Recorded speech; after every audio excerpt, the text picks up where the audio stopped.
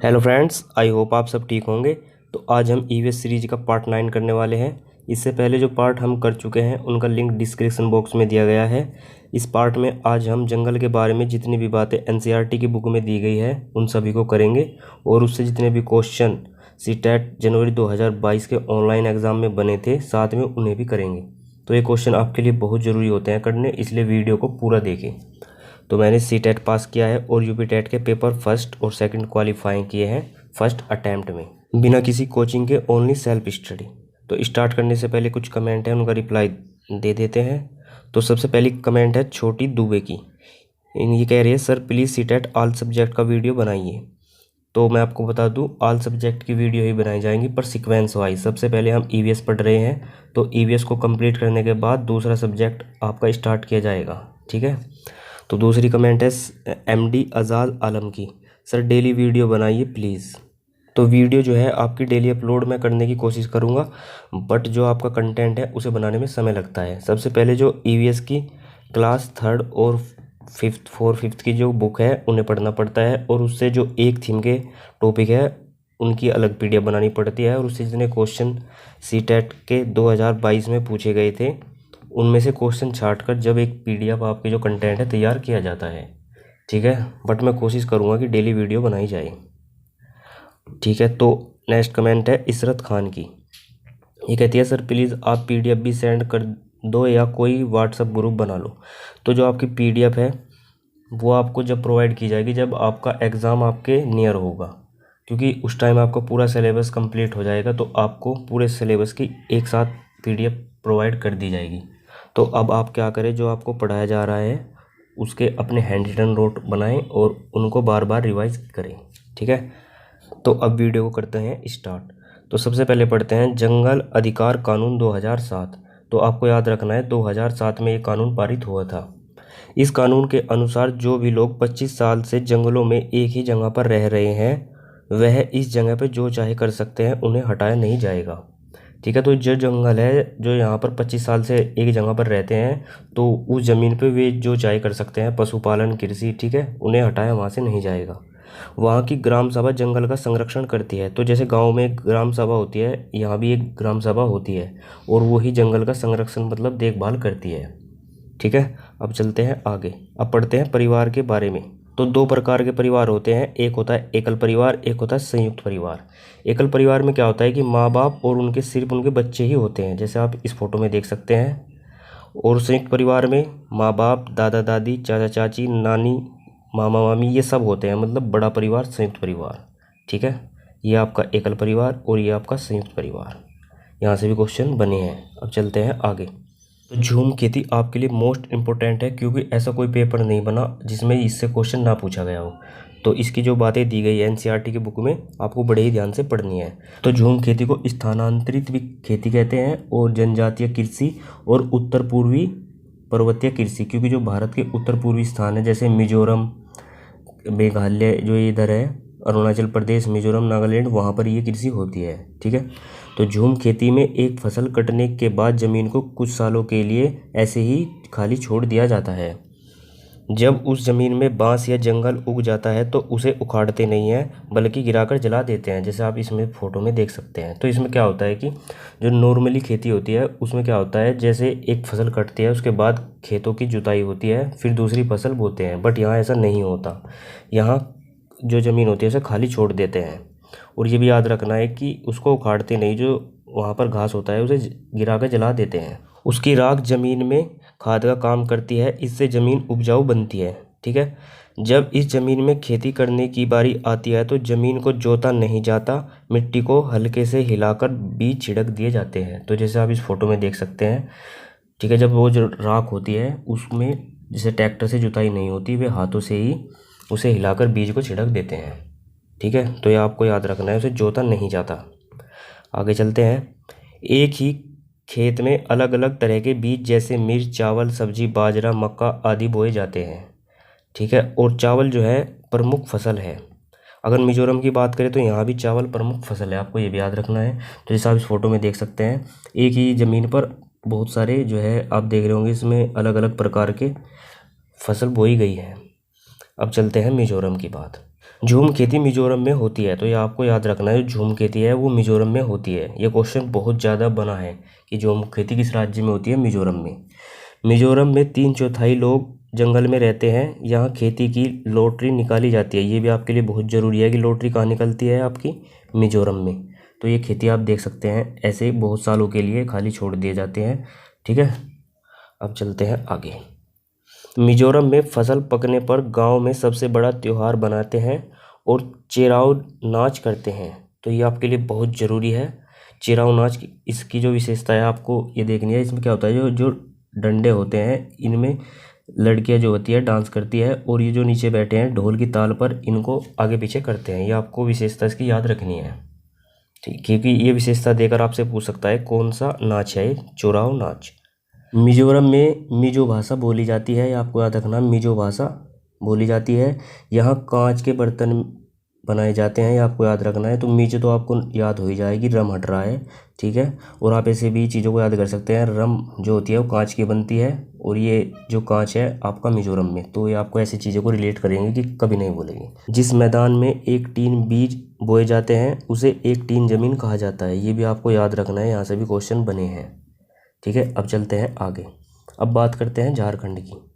झारखंड की एक आदिवासी जनजाति है जिसे कुड़ुक कहा जाता है। ये आपको याद रखना है, कुड़ुक जनजाति कहाँ पाई जाती है, आपकी झारखंड में। जंगल को कुड़ुक भाषा में तोरंग बोला जाता है। ये भी आप याद रखना है कि जो जंगल है उसे तोरंग बोलते हैं कुड़ुक भाषा में। ये जनजाति है, ठीक है, ये जंगलों में रहती है, ठीक है। अब चलते हैं आगे। अब बात करते हैं खरपतवार की। कुछ ऐसे पौधे होते हैं जो अपने आप उग जाते हैं, उन्हें खरपतवार कहते हैं। जैसा आप इस फोटो में देख सकते हैं, ये फसल के बीच में उग जाते हैं। ये फसल को मिलने वाले पानी और खाद ले लेते हैं, इसलिए इन्हें निकालकर अलग कर दिया जाता है।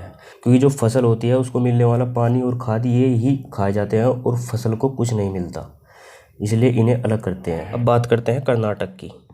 तो जो कर्नाटक की भाषा है वो कन्नड़ है, आपको याद रखना है। बच्चों की पंचायत बीमा संघ गोलकुंडा गांव में है। तो एक बच्चों की पंचायत बीमा संघ है जो गोलकुंडा गांव में है, जो कर्नाटक का एक गांव है, ठीक है। यही कर्नाटक है, इतना सुंदर आप देख सकते हैं, ठीक है। खुंटी औजार, ये आपको याद रखना है, खुंटी औजार के द्वारा यहाँ के किसान मिट्टी को खोदकर नरम बनाते हैं, ठीक है। ये आपको याद रखना है, खुंटी औजार, ठीक है। अब चलते हैं आगे।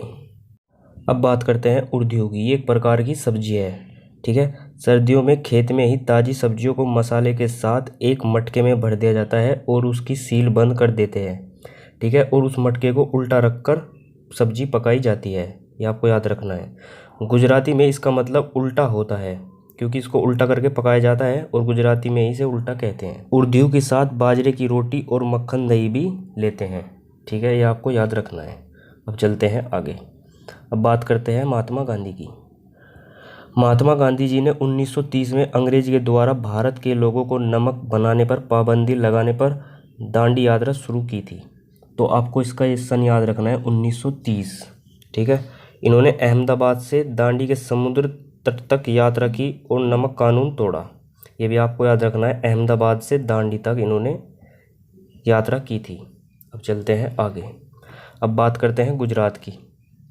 गांधीधाम स्टेशन गुजरात में है। गुजरात में ढोकला, चटनी नींबू वाले चावल और मिठाई खाई जाती है। तो ढोकला कहाँ खाया जाता है, आपका गुजरात में ही। तो ये जो आप देख रहे हैं यही ढोकला है। वनगांव वलसाड़ गुजरात में है। ये 2 गांव हैं जिनका एनसीईआरटी में जिक्र हुआ है, इसलिए आपको याद रखना है ये गांव कहाँ है, गुजरात में। तो ये आज का टॉपिक आपका कंप्लीट हो गया है। अब इससे जितने भी क्वेश्चन अभी रिसेंटली जनवरी जो एग्ज़ाम हुआ था सीटेट का, उसमें पूछे गए थे, उन्हें करते हैं। वे व्यक्ति जो वनों में कम से कम 25 वर्षों से रह रहे हैं उनका भूमि और उसमें होने वाली उपज पर अधिकार होता है। तो ये 2007 एक्ट है, आपको याद रखना है। अब चलते हैं नेक्स्ट क्वेश्चन पे। निम्न में से कौन सा मिजोरम का सबसे प्राचीन नृत्य है। तो मिजोरम का मैंने आपको बताया था, चिराओ जो नृत्य है ये आपका मिजोरम में है, जिसमें बांस पर वे नाच करते हैं। रीता अपने नौकरी वाले माता पिता, छोटे भाई बहन, दादा चाची परिवार के साथ रहती है। तो मतलब इसका परिवार बताना है। तो ये एक संयुक्त परिवार है, क्योंकि इसमें दादा दादी चाचा चाची सब है, ठीक है। और जहाँ माता पिता और उनके बच्चे की बात आई वो आपका एकल होगा। तो इसका जो आंसर है आपका 4 होगा, संयुक्त परिवार। अब चलते हैं नेक्स्ट क्वेश्चन पे। एक ऐसा नाच है जिसमें प्राचीन बांस की डंडियों को लेकर दो दो लोग जोड़ी में आमने सामने नाचते हैं और ढोल की ताल पर डांडियों को जमीन पर पीटते हैं। तो ये आपको अभी बताया था, ये चिराओ नृत्य है आपका मिजोरम में मिलता है। ठीक है, अब चलते हैं आगे। और कुड़ुक प्रजाति कहाँ मिलती है आपकी? झारखंड में। तो जो इसका आंसर तो आपका चिराओ हो गया। अब चलते हैं नेक्स्ट क्वेश्चन पे। तो नेक्स्ट क्वेश्चन है आपका, भारत में किस राज्य संघ शासित प्रदेश में पहाड़ों पर जंगलों में निवास ग्राम सभा एक विशेष प्रकार की लॉटरी निकालती है? तो मैंने बताया था आपको, जो लॉटरी निकलती है कहाँ निकलती है आपकी? वो आपकी मिजोरम में निकलती है आपकी लॉटरी, आपको याद रखना है, क्योंकि जिसका लॉटरी में नाम होता है वो ही उस खुद खेती करता है उस भूमि पर। अब चलते हैं आगे। मिजोरम में जब फसल का काम समाप्त हो जाता है तो लोग इकट्ठा होते हैं और त्योहार बनाते हैं, एक साथ खाना पकाते हैं। तो ये जो है आपका चिराओ में ही होता है फसल कटने के बाद। अब चलते हैं आगे, बात करते हैं जो आपकी कुड़ुक है झारखंड में है और झूम खेती भी मिजोरम में ही है आपकी। और कुड़ुक भाषा में जंगल को तोरंग कहते हैं। ये चीज़ें सभी आप रिवाइज करते हुए चले। जो कुड़ुक है आपका, ये जो बोलचाल भाषा है आपकी झारखंड की है। ठीक है, आपको याद रखना है। अब चलते हैं नेक्स्ट क्वेश्चन पे। तो नेक्स्ट क्वेश्चन है आपका, किस राज्य में झूम खेती की प्रथा सामान्य है? तो झूम खेती कहाँ होती है आपकी? मिजोरम में। यही क्वेश्चन सारे आपके घुमा फिरा कर पूछे जाएंगे, एक भी ऐसा क्वेश्चन नहीं बनेगा जो इन नोट्स में ना दिया गया हो आपको। अब चलते हैं नेक्स्ट क्वेश्चन पे। दांडी यात्रा भारत की आज़ादी से पहले महात्मा गांधी के जीवन में एक महत्वपूर्ण घटना थी। यह घटना कब घटी थी? तो आप जैसे देखेंगे 940, तो ये भी नहीं, 932 भी नहीं, 927 भी नहीं और 913 भी नहीं। तो ये क्वेश्चन इस बार पूछा गया था, ये क्वेश्चन गलत था, इसके आंसर था ही नहीं। इसका आंसर है 1930, ये इसका आंसर है। इसमें सभी को नंबर मिले थे इस साल। अब चलते हैं नेक्स्ट क्वेश्चन पे। झारखंड की मुख्य फसल क्या है? चावल। ठीक है, अब चलते हैं आगे। और कुड़ुक प्रजाति भी आपकी जो जनजाति है वो झारखंड की है। ठीक है, कर्नाटक में किसान द्वारा खेती को मिट्टी को खोदकर नरम बनाने के लिए किस औजार का प्रयोग किया जाता है? तो आपका खुंटी नाम का एक औजार होता है, उससे वे भूमि को नरम करते हैं। अब चलते हैं आगे। आपका नेक्स्ट क्वेश्चन है झूम खेती से रिलेटेड। तो इसमें झूम खेती के बारे में जिसने सारी चीज़ें डिटेल में पढ़ी होगी वो इस क्वेश्चन को कर पाएगा। एक फसल कटने के लिए पश्चात जमीन को कुछ वर्षों के लिए आराम कर देते हैं, मतलब खाली छोड़ देते हैं, ये भी सही है। खरपतवार जो बांस उस जमीन में उग जाते हैं उन्हें उखाड़कर खेती में जला दिया जाता है, ये गलत है आपका। उसको उखाड़ते नहीं है, उसको गिरा कर जलाते हैं। ठीक है, छोटी छोटी बात यह आपको आपके जो आंसर है वो सही कराएगी। खरपतवार की राख को खाद के रूप में प्रयोग करते हैं, ये सही है। जब जमीन खेती के लिए तैयार हो जाती है तो बीज को बोने के लिए गहराई तक जोतते हैं, तो ये गलत है, वे गहराई तक जोतते नहीं है, वो हाथों से ही बीज को छिड़क देते हैं। ठीक है, मिट्टी को हिलाकर। तो इसका जो आपका आंसर है वो ए और सी सही है। ठीक है, इसी तरह आपको चीज़ें डिटेल में याद करनी होगी। तो नेक्स्ट क्वेश्चन है आपका, झारखंड में ग्राम सभा पंचायत लॉटरी द्वारा खेती के लिए भूमि आवंटन करती है। तो ये जो लॉटरी है आपकी ये मिजोरम में भी होती है। अगर ऑप्शन में मिजोरम दिया हो तो फर्स्ट प्रीफ्रेंस आप उसे देंगे, अगर मिजोरम नहीं है तो सेकंड आप फिर झारखंड। ठीक है, इस भूमि आवंटन में एक विशेष मात्रक यूनिट जिसे टीन कहते हैं, तो टीन के बारे में मैंने आपको ऊपर बताया था। वह भूमि जिसमें किसान एक टीन बीज प्राप्त करता है, या वह भूमि जिसमें किसान एक बीज टीन बोता है जो। ठीक है, एक टीन बीज प्राप्त करता है या एक टीन बीज बोता है, तो इसका आंसर है बोता है वो। ठीक है, अब आपका ये जो पार्ट है कंप्लीट हो गया है। अगर आपको वीडियो हेल्पफुल लगी हो तो चैनल को लाइक शेयर सब्सक्राइब करें और नेक्स्ट वीडियो आपको जल्दी अपलोड की जाएगी। Thank you.